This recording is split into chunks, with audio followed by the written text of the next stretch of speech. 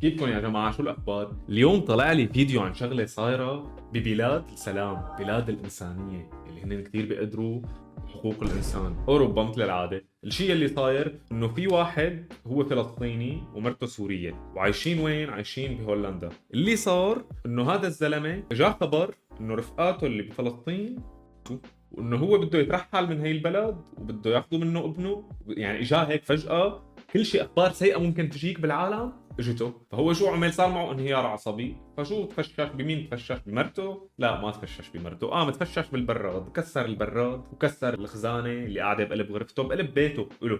فمين اجوا لعنده؟ الشرطه في عندهم حقوق البراد، كمان حقوق الخزانه. اجوا لعنده قالوا له انت مكسر وعامل ومساوي. طلع عندهم هو بكل طبيعيه، خلص سلم حاله، حط ايديه. حتى اذا بتشوفوا هلا الفيديو اللي بفرجيكم اياه، هو قاعد على الارض، يعني خلص مسلم حاله. اجت مرته قالت لهم انا بس بدي روح معه لزوجي بس. متخيلين؟ يعني هي ما طلبت شيء، هن كثير هيك طبيعيين. بس الشرطه شو قررت؟ الشرطه قررت انه هن لازم يصعدوا الامور. جايبين معهم كلب، جايين 20 واحد فايتين مداهمه. يعني لو تاجر مخدرات ما هيك بفوتوا عليه. ومسكوا المراه اللي هي حامل وقالت لهم انا حامل، مسكوها شدوها وزتوها على الارض وصاروا يشحطوها. الشيء الطبيعي اللي عمله هذا الزلمه، تحول من وضع اللي كان قاعد عم يسلم حاله وحاطط ايديه ورا راسه لوضع انه هو هجم عليهم. وتذكروا كل هذا الشيء ليش؟ انه هو عم يكسر بيته. شو بدك ببيته؟ يعني حتى لو عم يكسر بيته، شو التهمه الفظيعه اللي حتصير؟ ازعاج، تخريب. بيروح بيكتب تعهد، بيروح بيكتب شغله هيك بسيطه، بيدفع ضريبه بسيطه وخلاص بيرجع. ليش تصعدوها لهالدرجه؟ شوفوا الفيديو. قلت لا انا حامل، انه انا حامل، تعبانه معي شوي بلطف. بتفاجئ هذاك اجى الشرطي بيمسك مرتي زي هيك، بتفاجئ هذاك اللي مع الكلب بخبطها في الارض. اوه. انا فلسطيني من غزه. في يوم من الايام سمعت انه اخواتي اللي هم اصحابي طبعا زي اخواتي طبعا بالضبط استشهدوا، وكثير اخوات استشهدوا.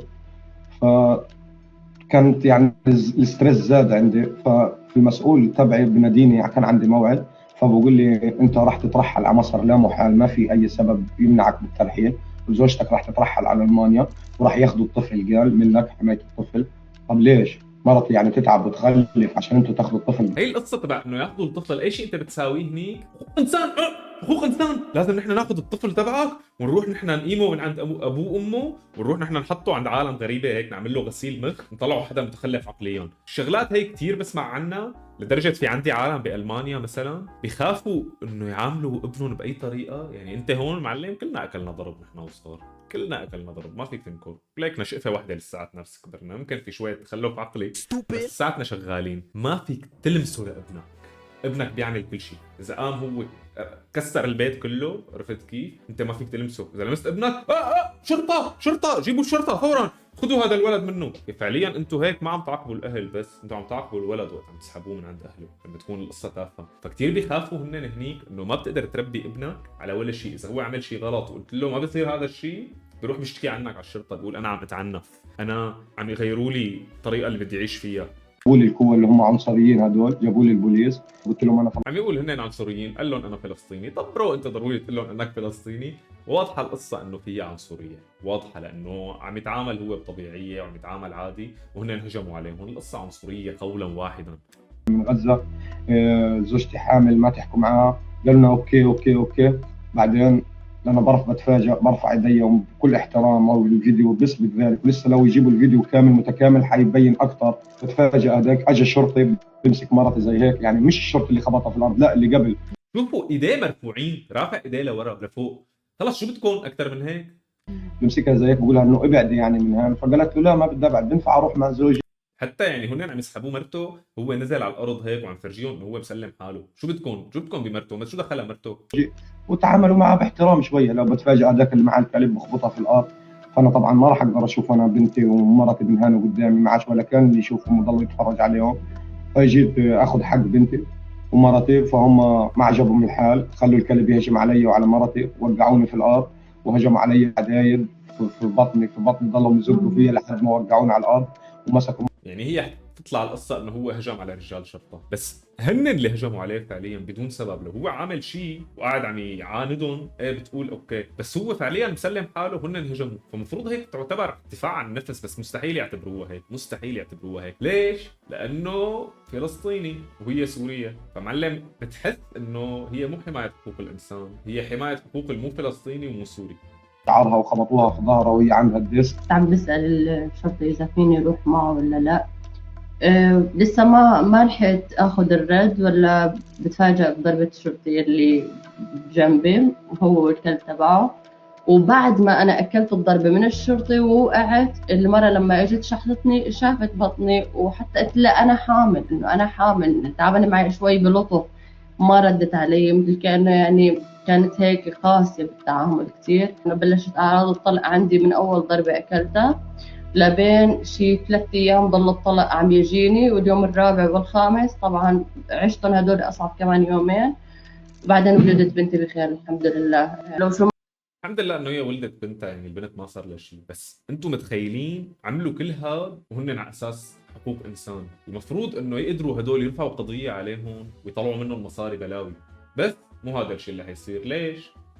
لانك مالك من هديك البلد، وهي انت وين؟ هي انت بقلب بيتك عم تكسر شغله بقلب بيتك. يعني هلا انا هون اذا بقوم بكسر هي الغرفه، ما حدا له عندي، ما حدا حيجي يدق علي الباب يفوت يقول لي ليش عم تكسر، ما حيجوا يحبسوني. بس هي بيقولوا لك برا اذا انت رحت على اوروبا انت بتعيش حريتك وبترتاح. لا، ما في هيك شيء. هي القصه بس انه تبعات الالوان وتبعات اللي بدهم يسبوا دينك وتبعات اللي بدهم يعملوا اي شيء بيعيشوا مرتاحين وحريه، واللي بده يطلع يحرق القران بيعيش مرتاح وحريه وعنده حريه تعبير. اوكي، بس صدقني احكي كلمه واحده عن هديك الجماعه، عن هداك الدين، عرفتوا انتم شو قصدي. واللي سمعته انا من رفقاتي اللي عايشين باوروبا عم يقولوا انه شوي شوي شوي شوي عم تتحول لحتى تصير شو، لحتى تصير مثل امريكا، بيتحكموا فيها الجماعه هدول القراب علينا اللي هن سبب المشاكل بالارض كلها.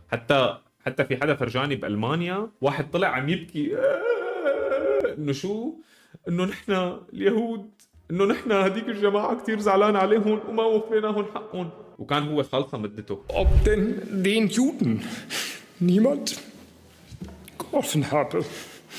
قام فورا شو عملوا؟ خلوه حاكم هو المنطقة. ما عاد عرفوا يخلصوا منه العرب ولا طريقة. كان كل واحد يجي قال يعني بيقعد فترة وبيروح، لا هذا خلاص قعد بلط. وبعد ما هذا الزلمة أخذوه قتلوا له ومرته قتلوه، شو طلع هو رد؟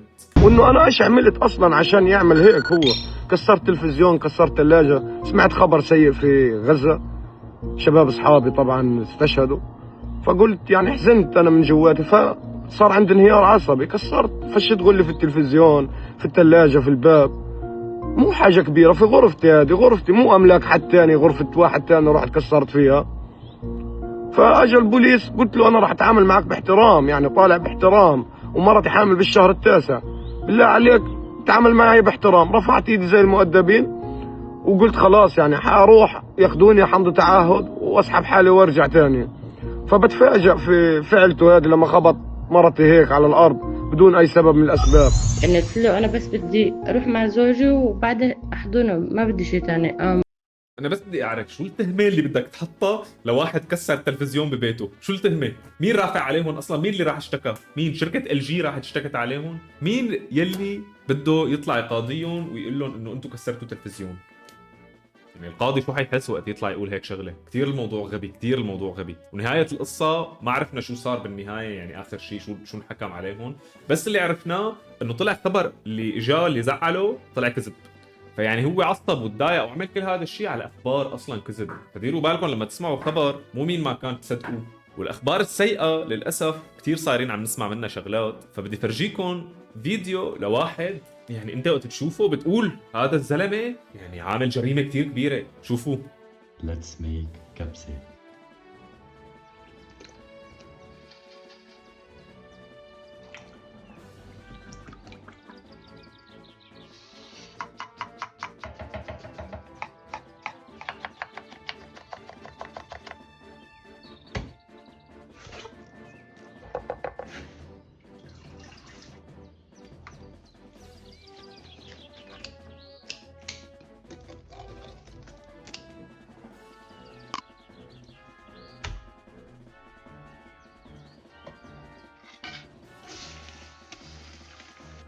فيديو كتير ممل ما حنكمله، بس يعني فهمتوا انتوا الفكره. شايف يعني شو الجريمه اللي ممكن هو يكون عملها؟ حرفيا عملوا عليه غاره على مطعمه، يلي هو خليني افرجيكم مطعمه.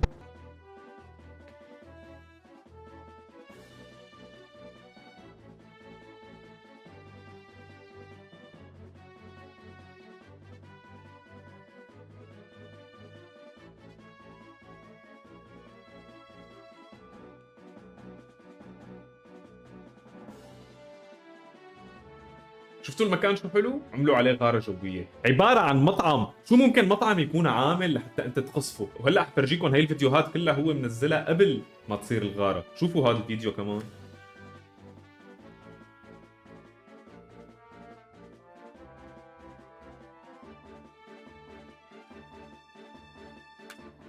يعني المكان حلو كتير، جنة ما شاء الله شو حلو، بس يعني شوفوا كيف صار هلا بعد شوي. Let's make كبة بلبن. وثق الشيف اللبناني الشهير حسين فياض صانع المحتوى المتخصص في الطهي والمعروف بعبارته الشهيرة Let's Make، وثق الدمار الكامل الذي لحق بمطعم عائلته عرش الملوك في عمق جنوب لبنان إثر غارة جوية إسرائيلية. وعبر رسائل مؤثرة نشرها بخاصية القصص أو ستوريز على حسابه في إنستغرام، شارك فياض صورا ومقاطع فيديو للمطعم.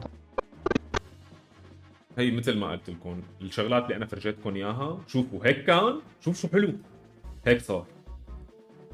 غارة إسرائيلية قصفت له المكان كله. انت بتخيل هيك مكان هو قديش بيكون تعبان لحتى مساويه؟ يعني هذا اللي بيكون الحلم تبع حياته وهو وصل له، وبعدين هيك بيوم وليلة راح. الله يهون عليه مصيبته، شغلة ابدا مو سهلة، ابدا مو سهلة، ابدا مو سهلة، والله يعوض عليه. يعني عن جد شيء كثير صعب. ليك الدمار ماله منطقي، خلاص صار كأنه ماله موجود، يعني نزلوه كله على الأرض. وشو التهمة؟ شو بتتوقعوا؟ هو طباخ وهذا مطعم. الحكي اللي سمعناه انه قال هو قدم اكل للنازحين بلبنان. برو شو هي التهمة؟ طعمها عالم؟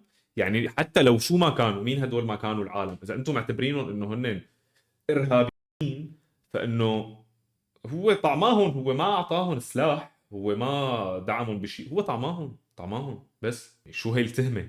فلدرجة انه هن وصلانة معهم الحقارة والنجاسة، خنازير حرفيا خنازير، لحتى يمنعوا الاكل. اذا انا حدا انت معادي خلاص ما في، بدنا نمنع عنهم الاكل. اذا انت طعميتهم بدنا نقصف لك حياتك كلها، ندمر لك حياتك كلها لانه انت طعميت عالم. فهي الدنيا صفيانة ابدا مو عادلة. لا اول عالم شفناهم اللي هجموا عليهم وضربوهم كان في عدل بالموضوع، ولا هون في عدل. مثل ما قلت لكم اي شيء مشكله بالعالم اذا بتدور وراها تكتشف انه هن الاصل هي المشكله. متخيلين انه هي القصص ما في حدا يحاسبون عليها؟ يعني ما في ولا حدا يقول لهم انه انتم شو عملتوا هون. بس عندك انت باي بلد، اذا انت عايش باي بلد عربي، اذا الدوله تبعك بتعمل شغله واحده غلط ضدهم، القانون الدولي، هذا القانون الدولي اللي رد عليه، القانون الدولي حماية حقوق الإنسان، فورا لازم تتصرفوا. أنت كيف عم تعمل هيك؟ أنت كيف عم تسوي هيك؟ وإنن بيفجروا جوامع، بيفجروا بيوت، بيفجروا مطاعم. مطعم يعني شو عم تفجر بأم المطعم؟ شو فيه المطعم؟ بس فهمني. بيفجروا. نحن هون بسوريا وقت سقط النظام القديم كان هداك النظام هن عرفانين إنه هو متطبع معهم وخلص شو ما بدهم بيعملون، فمو خايفين منه. بس سقط العمى، هلا ممكن يستلم نظام جديد. راحوا قصفوا كل شيء موجود دفاعي بقلب سوريا، كل شيء مناطق دفاعيه، مناطق عسكريه، قصفوا كل شيء، ما خلوا شيء بالبلد. ما نلاقي غير طج بش. جاهزين حالهم هن لحتى ينزعوا اي شيء موجود عندك ويستغلوا الفرصه لحتى يفوتوا ويتعمقوا باراضي ما لها لهم، ويقولوا لك هي ارض اجدادي، هي الارض انا كثير عندي اياها من زمان، من 1900 وخشبه كنت عايش فيها. والمشكله انه الكوكب كله ما بيقدر يحكيهم شيء، لانه حرفيا هن اللي متحكمين بالعالم، معهم مصاري، موني توكس، ما حدا بيقدر يقول لهم شيء. ما بعرف لامتى هي المسخره بدها تضل مكمله، بس شكلها القصه مطوله يعني، وبحس ما حيتنحل قصتهم لهدول غير لحتى نصل لاخر الزمان وقتها بتنحل القصه تبعهم. ما بعرف ليش هيك عم يصير بالدنيا، كثير الموضوع بزعل. قولوا لي انتم شو رايكم بالتعليقات.